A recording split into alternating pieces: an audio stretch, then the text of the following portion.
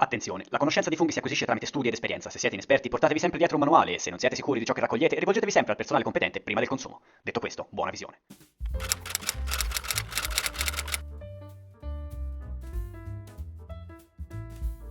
Tra le specie più amate e apprezzate seconda solo al genere Boletus, ovvero ai porcini, c'è quella del Cantarellus cibarius. Il Cantarellus cibarius è un fungo che fino a qualche anno fa si trovava molto facilmente anche in Italia, mentre oggi si è un po' diradato, probabilmente a causa dell'inquinamento. Resta comunque una specie molto diffusa che cresce in boschi di latifoglie e aghifoglie piuttosto indifferentemente e che si fa riconoscere per il suo caratteristico colore giallo vivo intenso, molto vicino al colore del tuorlo dell'uovo, che lo rende identificabile anche tra il fogliame autunnale.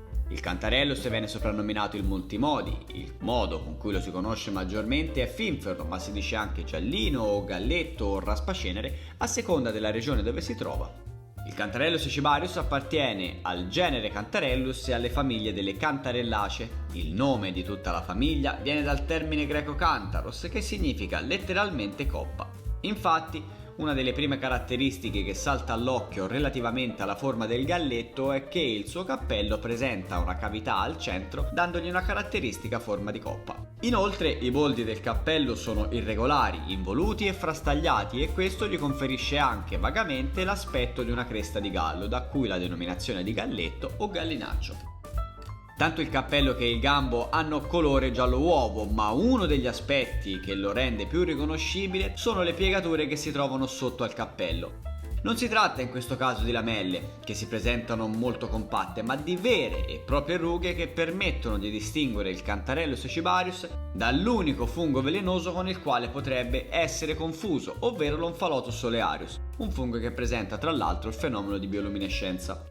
Nonostante questo esistono delle varietà con cui il Cantarellus cibarius può essere scambiato. Tra queste ricordiamo la varietà Ametisteus, ovvero un Cantarellus con colorazioni tendenti al viola, il Cantarellus friesi, il Cantarellus melanoxeros e il Cantarellus pallens, ma in questo caso non ci poniamo il problema perché sono tutte specie commestibili. Il Cantarellus cibarius non è un fungo di grandi dimensioni, il suo cappello arriva al massimo ai 12 cm e il gambo può sollevarsi dal terreno fino a 7 cm. È un fungo gregario che cresce in gruppi molto numerosi e spesso si dispone a cerchi. Non presenta un habitat preferito, nel senso che lo possiamo trovare sia in boschi di latifoglie che di conifere, anche se abbiamo visto che predilige il faggio. Vari studi hanno comunque visto che il suo comportamento di crescita prevede diversi stadi relativi alla stagione. Infatti il finferno nasce dapprima tra i mesi di maggio e giugno sotto le querce, in seguito compare sotto i castagni e nell'ultima fase di raccolta, che può arrivare fino a novembre nelle stagioni più prolifere, spunta anche sotto gli alberi di faggio. Il terreno su cui prospera maggiormente sono quelli ricchi di humus, con un elevato grado di acidità e di umidità. Infatti le fruttificazioni più abbondanti di Cantarellus cibarius andranno di pari passo con piogge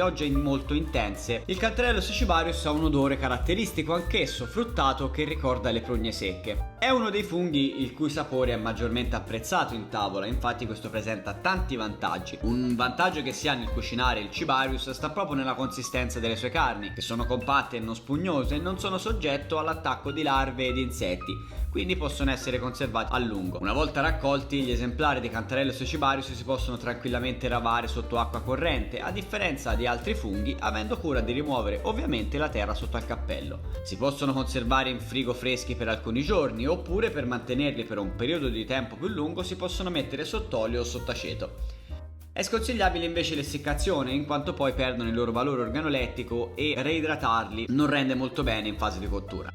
I finferli si possono anche mangiare crudi, ma sono assai gustosi se saltati in padella con burro e prezzemolo, oppure li si può usare per preparare dei sughi con cui condire pasta e polenta. Infine, il Cantarellus cibarius può essere usato per insaporire anche piatti realizzati con altre specie di fungo, tant'è che è detto prezzemolo dei funghi. Se non avete mai assaggiato questo fungo vi consiglio di farlo perché, fidatevi, è sicuramente uno dei migliori e a mio parere superiore anche al porcino.